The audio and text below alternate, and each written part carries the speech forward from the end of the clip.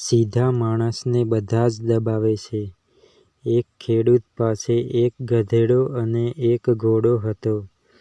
ગધેડો ખૂબ જ ભોળો અને સરળ સ્વભાવનો હતો, જ્યારે ઘોડો ખૂબ જ જિદ્દી અને અડિયલ હતો.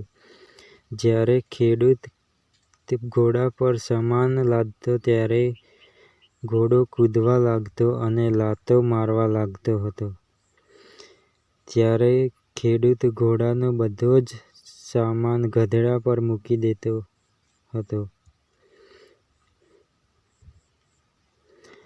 આવું ઘણા વર્ષો સુધી ચાલતું રહ્યું.